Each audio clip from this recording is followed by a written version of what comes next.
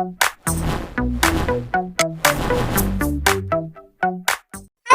Assalamualaikum warahmatullahi wabarakatuh. Perkenalkan, nama saya Alja Bakri, mahasiswi D3 Manajemen Informatika, Amikluk Banggai, Kampus Banggai Laut. Jadi di sini saya akan coba menjawab dan menjelaskan pertanyaan yang telah diberikan oleh Bapak dosen saya. Baik, langsung saja kita masuk ke pertanyaan dan pembahasan serta penjelasan yang telah saya siapkan. Oke, langsung saja. Pertanyaan pertama, bagaimana cara membedakan data dan informasi? Secara umum, data dan informasi adalah dua konsep yang berbeda. Meskipun terkait erat, berikut adalah penjelasan singkat tentang perbedaan antara keduanya. Data adalah kumpulan fakta mentah, angka atau simbol-simbol yang tidak memiliki makna intuitif. Data terdiri dari unsur-unsur dasar seperti teks, angka, gambar, suara, atau simbol-simbol lainnya. Data belum diolah, dianalisis, atau diberikan konteks. Data tidak memberikan pemahaman yang jelas tentang suatu topik atau situasi. Contoh, data adalah daftar angka acak, teks tanpa urutan atau konteks, atau gambar-gambar yang belum dijelaskan. Informasi adalah data yang telah diolah, diberikan konteks, dan memiliki makna atau nilai yang dapat dipahami oleh manusia. Informasi menghubungkan data dengan konteks, memberikan pemahaman, dan menjelaskan suatu topik atau situasi. Informasi lebih terstruktur dan relevan dibandingkan data. Informasi membantu pengguna dalam mengambil keputusan atau pemecahan masalah. Informasi memiliki tujuan tertentu dan memberikan wawasan atau pengetahuan yang berguna. Contoh, informasi adalah laporan penjualan yang menggambarkan tren dan pola penjualan ringkas, artikel berita yang menjelaskan suatu peristiwa, atau hasil analisis data yang memberikan pemahaman tentang perilaku pelanggan. Perbedaan antara data dan informasi dapat diilustrasikan dengan contoh berikut.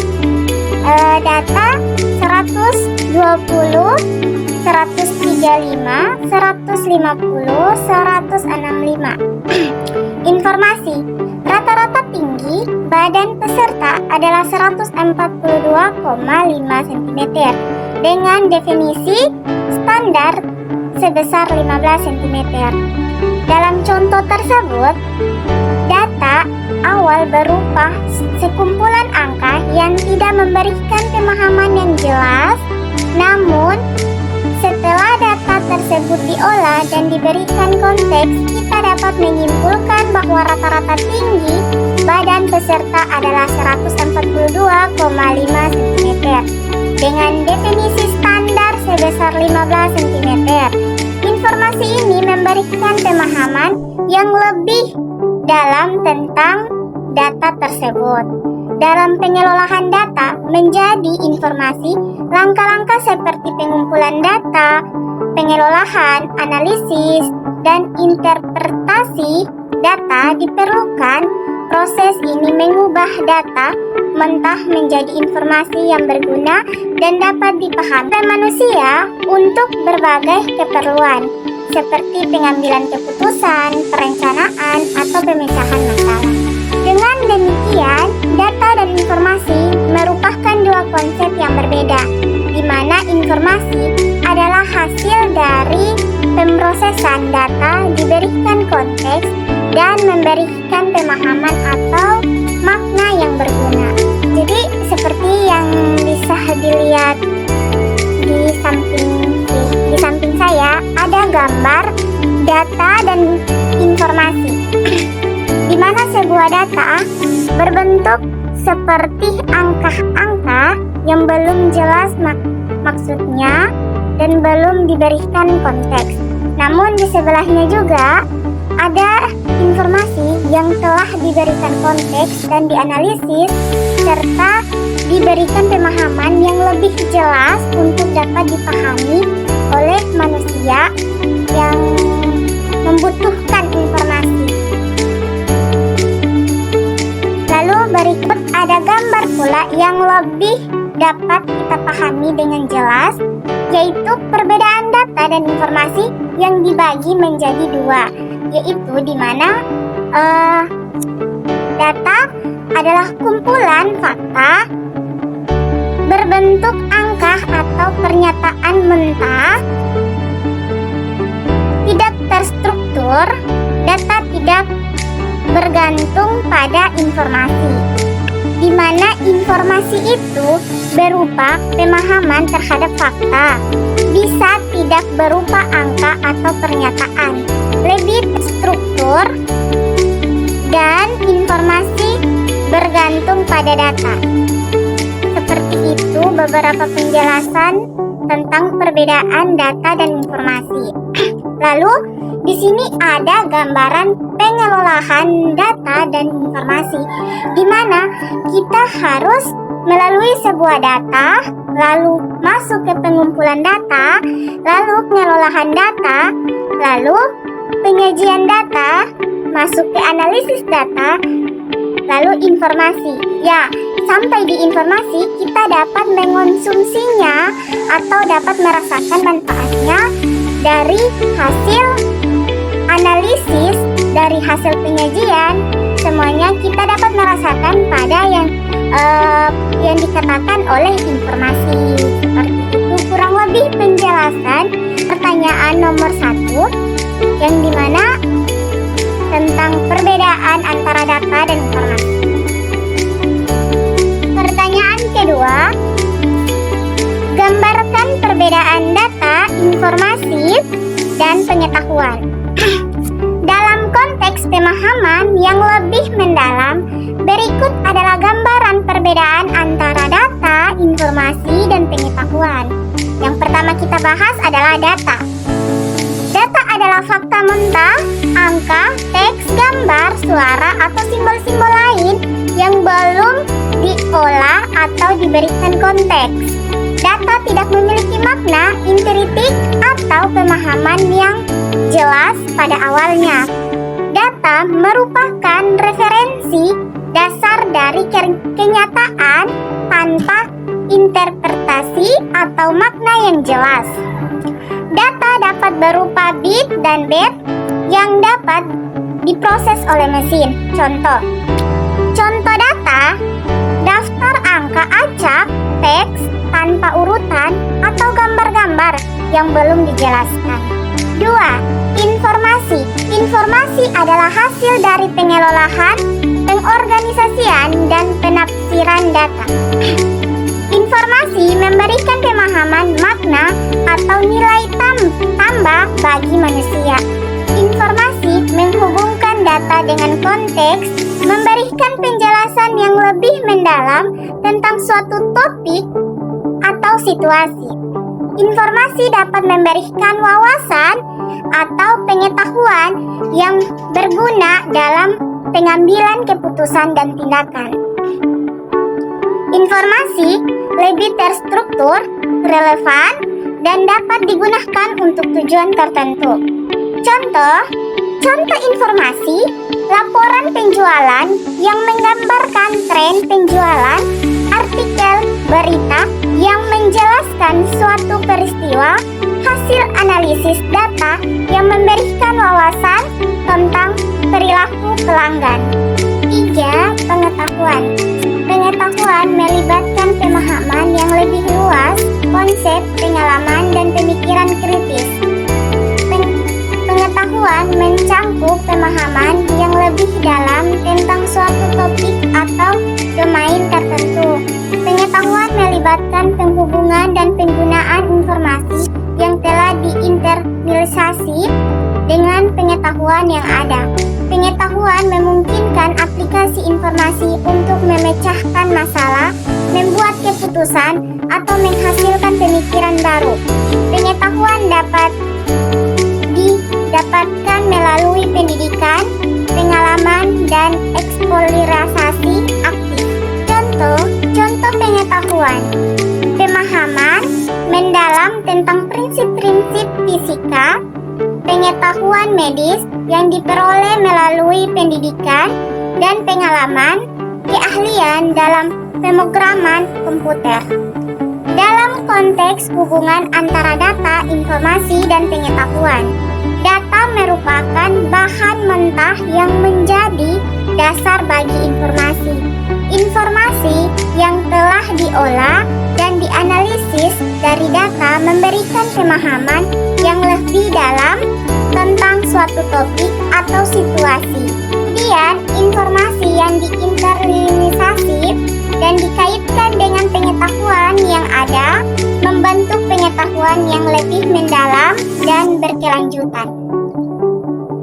Secara konseptual, perbedaan antara data, informasi, dan pengetahuan dapat digambarkan sebagai suatu kontinum di mana data atau titik awal yang berkembang menjadi informasi dan informasi yang telah diinterlinisasi menjadi pengetahuan yang lebih mendalam, yaitu seperti data, informasi, pengetahuan. Dalam perjalanan dari data ke pengetahuan, terjadi pemrosesan, analisis, interpretasi, dan internalisasi yang lebih mendalam. Nah, di sini kita dapat melihat gambar yang telah saya tampilkan, yaitu perbedaan data, informasi, dan pengetahuan. Jadi, data diolah terlebih dahulu untuk menjadi sebuah informasi. Lalu informasi dirasakan manfaatnya, yaitu dalam pengetahuan. Yang dimana pengetahuan itu terbagi dari kita sendiri. Kita dapat memahami suatu informasi, artinya kita sudah merasakan sebuah pengetahuan. Nah, dalam data diproses menjadi informasi, ditindaklanjuti pengetahuan. Jadi dalam pengetahuan itu kita dapat merasakan sebuah informasi. Pengetahuan di mana kita memahami suatu informasi yang diberikan atau yang kita inginkan. Pertanyaan ketiga, jelaskan yang dimaksud dengan sistem. Sistem dapat merujuk pada berbagai hal tergantung pada konteksnya. Secara umum, sistem adalah suatu kumpulan komponen yang saling terhubung atau bekerja sama untuk mencapai tujuan tertentu.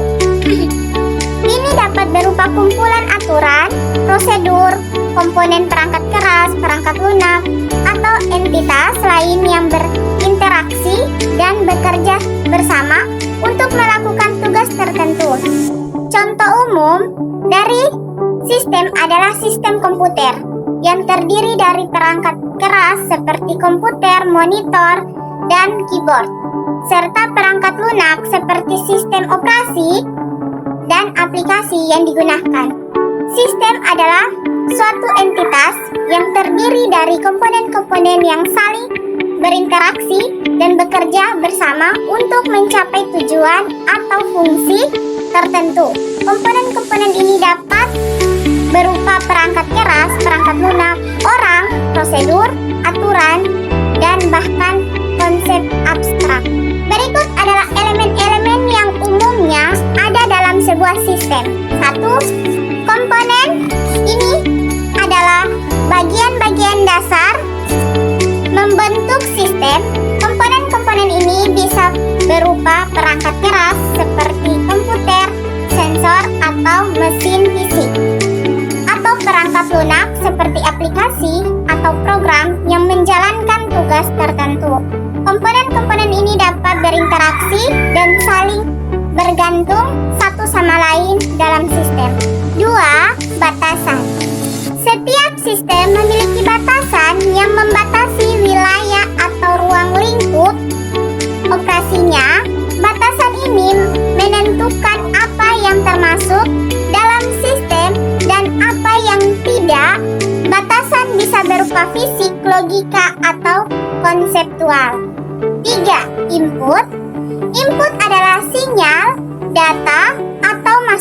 yang diterima oleh sistem dari lingkungannya. Input memberikan informasi atau simulasi kepada sistem yang kemudian diproses untuk menghasilkan output. 4. Proses. Proses adalah serangkaian tindakan, operasi, atau transformasi yang dilakukan untuk sistem terhadap input untuk menghasilkan output. Proses ini dapat melibatkan manipulasi data, komputer, interaksi antara komponen, atau tindakan lain yang diperlakukan untuk mencapai tujuan sistem. Output. Output adalah hasil atau keluaran yang dihasilkan oleh sistem setelah memproses input. Output ini bisa berupa data, informasi, sinyal, tindakan, atau efek yang dihasilkan oleh sistem. 6. Umpan balik. Umpan balik adalah informasi yang dikembalikan ke sistem sebagai response terhadap outputnya. Umpan balik dapat digunakan oleh sistem untuk mengatur atau mengubah operasinya hingga sistem dapat beradaptasi atau memperbaiki diri sendiri berdasarkan informasi yang diterima. 7. Tujuan. Setiap sistem memiliki tujuan atau fungsi yang ingin dicapai. Tujuan ini dapat menjadi panduan dalam merancang, mengoperasikan, dan mengevaluasi sistem. Sistem diarahkan untuk mencapai tujuan tersebut melalui interaksi antara komponen-komponennya. Penerapan sistem dapat ditemukan dalam berbagai bidang seperti sistem informasi, sistem transportasi, sistem manajemen, sistem analogi, sistem keamanan, dan masih banyak lagi. Pemahaman tentang sistem membantu kita memahami kompleksitas, interaksi, dan dampak dari elemen-elemen yang membentuk suatu sistem, serta bagaimana memperbaiki, mengoptimalkan, atau merancang sistem yang lebih efektif dan efisien. Penting untuk dicatat bahwa definisi sistem dapat bervariasi tergantung pada konteks dan bidang yang sedang dibahas. Pertanyaan keempat, benarkah bahwa kebutuhan orang terhadap informasi itu berbeda-beda? Jelaskan. Ya, benar bahwa kebutuhan orang terhadap informasi bisa atau memang dapat berbeda-beda. Setiap individu memiliki kepentingan, minat, pengetahuan, dan konteks yang berbeda, sehingga memengaruhi kebutuhan mereka terhadap informasi. Beberapa alasan mengapa kebutuhan informasi dapat berbeda antara individu adalah: 1. Latar belakang dan pengetahuan. Setiap individu memiliki latar belakang dan pengetahuan yang berbeda. Kebutuhan informasi seseorang seringkali dipengaruhi oleh pengalaman sebelumnya, tingkat pendidikan, minat pribadi, atau bidang spesialis tertentu. Sebagai contoh, seorang mahasiswa teknik mungkin memiliki kebutuhan informasi yang berbeda dengan seorang penulis atau seorang dokter. Tujuan dan kepentingan. Orang-orang memiliki tujuan yang berbeda dalam mencari informasi. Tujuan bisa berkaitan dengan pekerjaan, pendidikan, hobi, atau kebutuhan pribadi. Misalnya, seseorang yang ingin mempelajari bahasa asing mungkin memiliki kebutuhan informasi tentang metode belajar yang efektif, sumber-sumber belajar, atau praktek berbicara. 3. Konteks dan situasi. Kebutuhan informasi seseorang juga bisa dipengaruhi oleh konteks dan situasi di mana mereka berada. Misalnya, jika seseorang sedang merencanakan perjalanan ke luar negeri, mereka mungkin membutuhkan informasi tentang visa, transportasi, akomodasi, dan objek wisata di tujuan mereka. 4. Perubahan dan perkembangan. Kebutuhan informasi juga bisa berubah seiring waktu. Teknologi perubahan lingkungan sosial dan ekonomi dapat mempengaruhi kebutuhan informasi seseorang. Contohnya, dalam era digital saat ini, kebutuhan informasi tentang teknologi digital, keamanan online, atau media sosial bisa menjadi relevan bagi banyak orang. 5. Profesi atau industri.